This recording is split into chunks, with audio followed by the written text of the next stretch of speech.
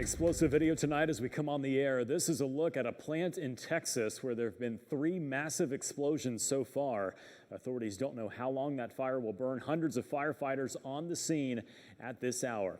We know homes, businesses, and schools have been damaged by that blast. Mandatory evacuations have been ordered for everyone within 4 miles of the plant. Reed Binion has late details.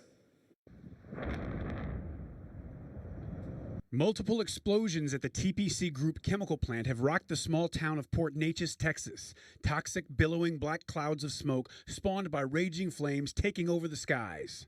The plume is what it is. I mean, it's a byproduct of burning hydrocarbons that we have in the facility, as well as burning metal, burning grass, and anything else that the fire's consuming along the way. The early morning blast so powerful it triggered this Ring doorbell camera.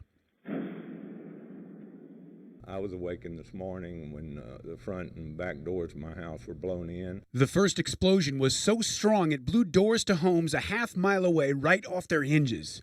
The first thing I thought was my house just blew up. Windows also blown out and cracked walls and ceilings. Inside, yeah, that's not an outside wall. There's neighbors that live in the other building further down that the roofs in their garages collapsed on the cars. And a close call at a nearby school that was damaged.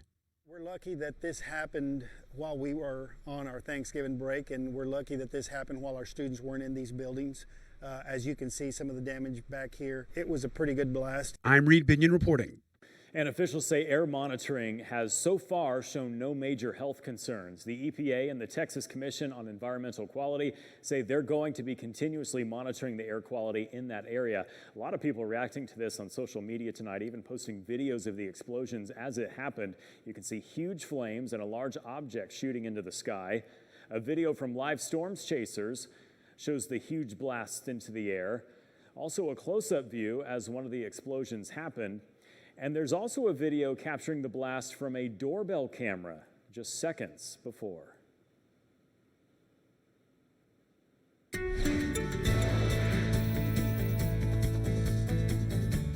Stunning images coming from there. Jeff Cox with you on this Wednesday night. Oh, Thanksgiving's almost here. You're starting to salivate, right? I'll tell you what, I was drooling over today's warm weather, wishing it would last longer. Nearly 80 degrees in the Macon area this afternoon.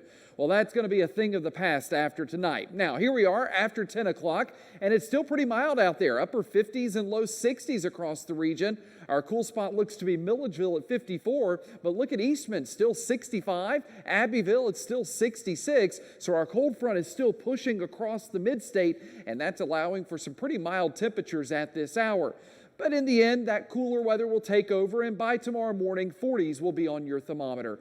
Live in Dublin, it's 63 right now. A few folks out and about on 441. There's that northwesterly wind, so our wind shift has happened, and that's going to allow that cooler air to funnel in overnight tonight. So here are your wake-up temperatures for Thanksgiving Day. If you're Macon north, you'll be in the low 40s. South of Macon, mid-40s expected. Overall, not terribly cold, but if you are going to venture out early tomorrow morning, a light jacket would probably take you quite a ways. All right, coming up later in this half hour, we look at Thanksgiving Day and what you can expect throughout the day. Plus, we'll examine the extremes we've seen on Thanksgiving and see if we match any of those. I'll have the national maps as family and friends continue to travel across the country. And what about rain this weekend? I'll time it out along with your 10-day forecast. That's coming up in just a few minutes. All right, Jeff, we'll see you then. Developing now, a person is recovering tonight after being struck by a car. This happened on Eisenhower Parkway and Pioneer Avenue in front of the McDonald's in Macon. Details are limited at this hour, but the Bibb County Sheriff's Office tells us the person suffered non-life-threatening injuries. Investigators are still trying to determine the cause of a house fire on Hillcrest Avenue in Macon. It happened around 2 p.m. That home is believed to be abandoned. Hillcrest Avenue was closed as firefighters worked to put it out. A nationwide program has made its way into Peach County meant to help offenders not only stop committing crimes, but treat the causes that led them to be in court. Our Nick Gibson joining us now. Nick, you spoke with the district attorney on how this will help lead people down the right path. That's right, Aaron. I did speak with the district attorney, David Cook, today. Now, Cook tells me accountability courts are not just to punish people, but to allow them to treat the issues that led them to break the law to begin with. He also says there are a variety of things that can lead to someone being in this court, but each accountability court has a prosecutor that is there to help hold the person accountable. Some veterans experience post-traumatic stress disorder that they need to have treated. Some crime victims have previously had post-traumatic stress disorder that goes untreated, and they may end up committing crime themselves.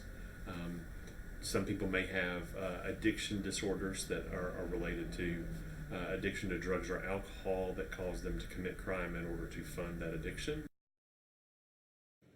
Now, this accountability and mental health court will operate through Bibb, Peach, and Crawford courts.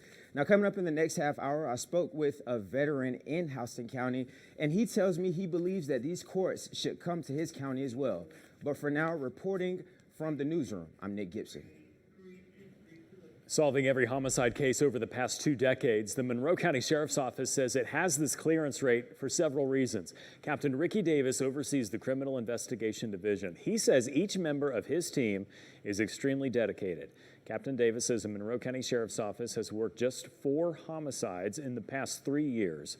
He says every person in the department plays a part in solving cases and says technology has also helped.